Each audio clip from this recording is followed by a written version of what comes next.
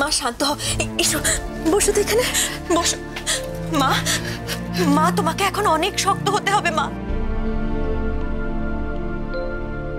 এরকম ভাবে ভেঙে পড়লে চলবে না। তুমি আমার দিকে দেখো মা, আমার দিকে তাকিয়ে দেখো।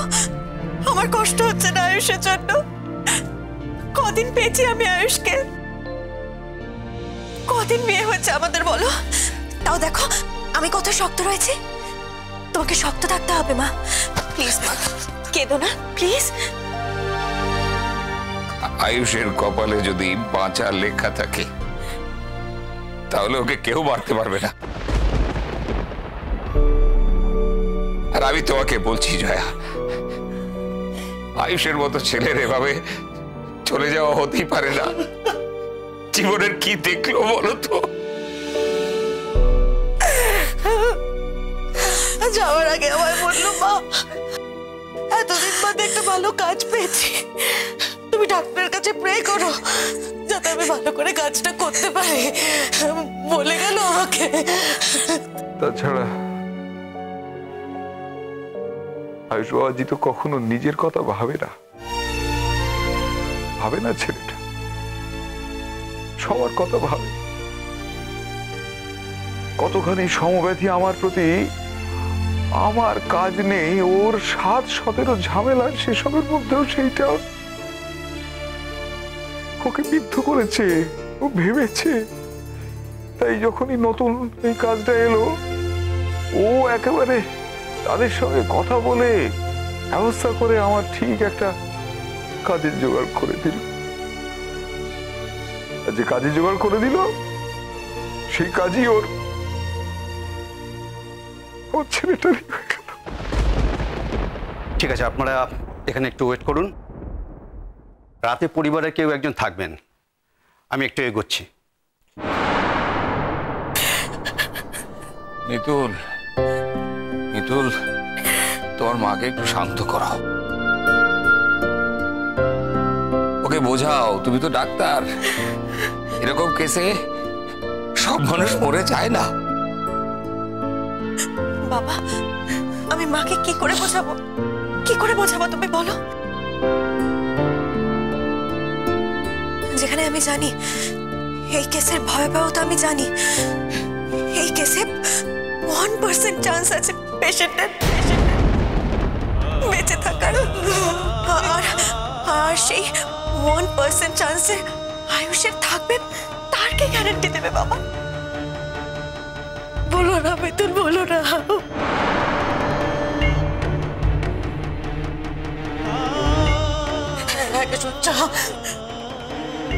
আমাকে একবারটি নিয়ে যাবে, আমি একবারটি আমার ছেলেটাকে একটু চোখ মেলে দেখবো।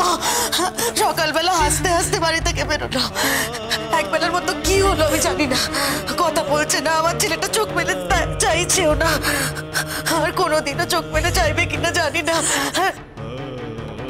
তো কিষানজি জানে। চুপ করুন আপনি, চুপ করুন আপনি। কি বলছেন বৌদি? আপনি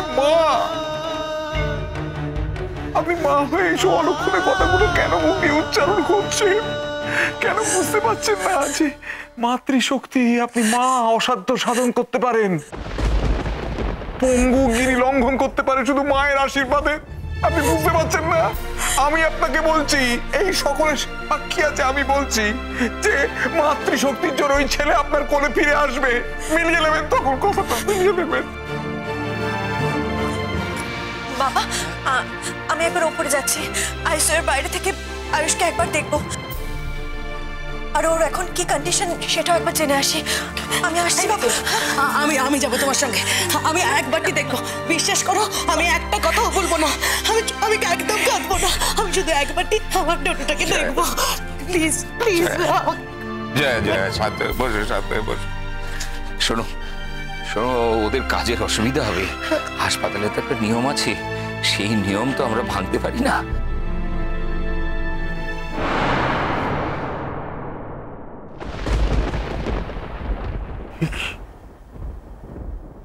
তুতুল এখানে? ও কি করছে এখানে? শেখর বাবু, দীপ, ও কি করছে এখানে? এই, তুমি এখানে কি ব্যাপার? হ্যাঁ, কার কাছে এসেছো তুমি? আয়ুষ কেমন আছে এখন? আয়ুষের খবরে তোমার কি দরকার? হ্যাঁ, আয়ুষের খবরে তোমার কি দরকার? এই খবরদার মেয়ে, একদম ওপরে ওঠার চেষ্টা করবে না। হ্যাঁ, বলে দিলাম। শেখর, ওকে এখান থেকে চলে যেতে বলো।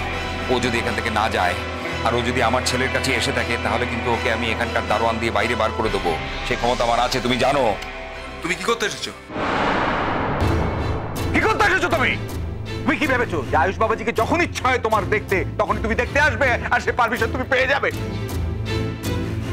আমি যখন ওর জন্য এতটা কষ্ট করে এসেছি, আমি তখন ফিরে যাওয়ার মেয়ে নই।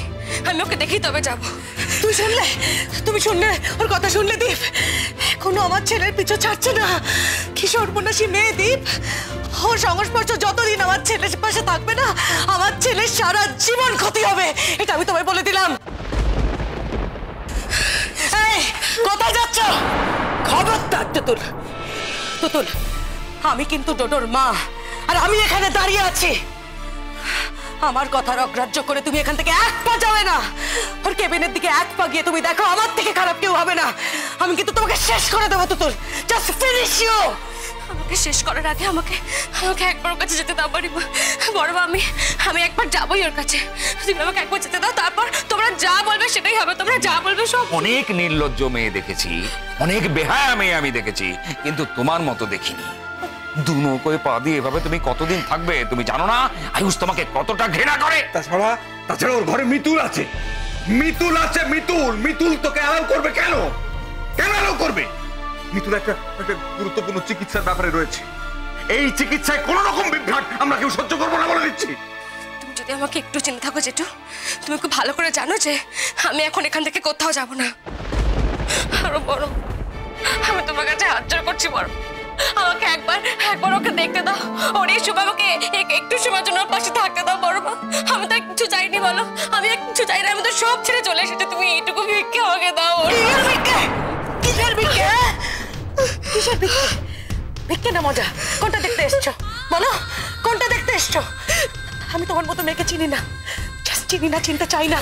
Just get out, out. Just get out.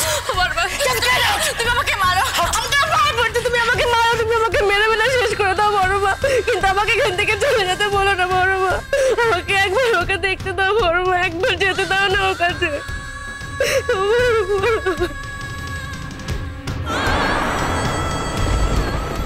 দেখি ও এখানে কি করছে?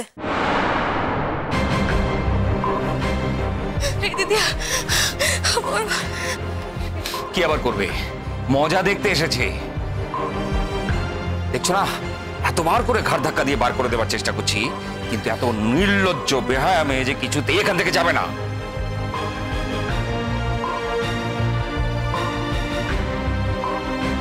তুতুল, তোর কি মনে হয় এখানে এসে তুই আদৌ কিছু করতে পারবি?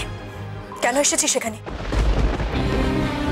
ঋষি জানে তুই এখানে এসেছিস? দিদি শোনা, আমি জানি আমি কিছু করতে পারবো না, কিন্তু দেখ আমাকে একটু সময় থাকতে দে। আয়ুষ ভালো হয়ে গেছে, এটা জেনেই আমি চলে যাব। আয়ুষ ভালো হোক বা না হোক তাতে তোর কি যায় আসে? কেন এসেছিস তুই এখানে? আয়ুষের ভালো ভাবার জন্য তার বাড়ির লোকের কি অভাব আছে? তুতুল প্লিজ, প্লিজ আমি হাত জোড় করছি তুতুল, আমাদের মন মেজাজ কারোর ভালো নেই এখন। প্লিজ প্লিজ তুতুল, তুই বিরক্ত করিস না আমাদের। প্লিজ তুই এখান থেকে চলে যা, প্লিজ চলে যা, আমি হাত জোড় করছি তোর কাছে। মা, মা তুমি কেন দাঁড়িয়ে আছো? বাবা, বাবা চলো আমার সঙ্গে, তোমরা ভিজিটার রুমে চলো। এখানে কেন তোমরা বাজে সময় নষ্ট করছো দাঁড়িয়ে? আমি তো কিচ্ছু বুঝতে পারছি না। প্লিজ চলো, প্লিজ শেখর আঙ্কেল প্লিজ আসুন। বাবা চলো প্লিজ, প্লিজ মা। না, এই দিদিয়া, বাবা আমাকে নিয়ে যাও না একটু। ও জেঠু, তোর লজ্জা করছে না? হ্যাঁ, যে অধিকার হেলায় নিজের 10 আঙুলের ফাঁক দিয়ে গলিয়ে দিয়েছিস, সে অধিকার আর শত চেষ্টা করেও ফিরিয়ে নিতে পারবি না। এত অপমান করছে, এত অপমান। কেন করে আছিস? যেটা তুমি আমাকে বলো, আমি জানি যে এখানে একটা কোণে আয়ুষ অজ্ঞানে পড়ে আছে, ওর অবস্থা আশঙ্কাজনক। তুমি বলো আমি তারপরে কি করে চলে যাবো বলো? তুমি আমার দিকে তাকাও জেঠু, আমাকে তুমি একটা কথা বলো, সবাই আমাকে যা হবে ভাবুক, তুমিও কি আমাকে সেটাই ভাবো বলো? আমাকে নিয়ে যাও না একবার, আমি তো বললাম আমাকে নিয়ে একবার দেখো।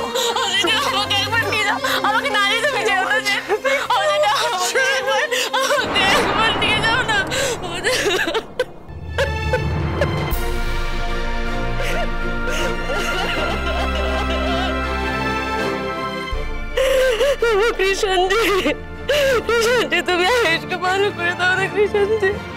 তুমি তুমি আমার জীবনের বিনিময়ে ওকে ভালো করে দাও। তুমি আমার কাছ থেকে সব নিয়ে নাও কৃষণজি। তুমি তো সব নিয়েছো আমার কাছ থেকে কৃষণজি। ওকে ভালো করে দাও। আমি তোমার কাছে ওর জীবনটা ভিক্ষে চাইছি কৃষণজি। ও কৃষণজি, তুমি ওকে ভালো করে দাও কৃষণজি। ও কৃষণজি, তুমি ভালো করে দাও।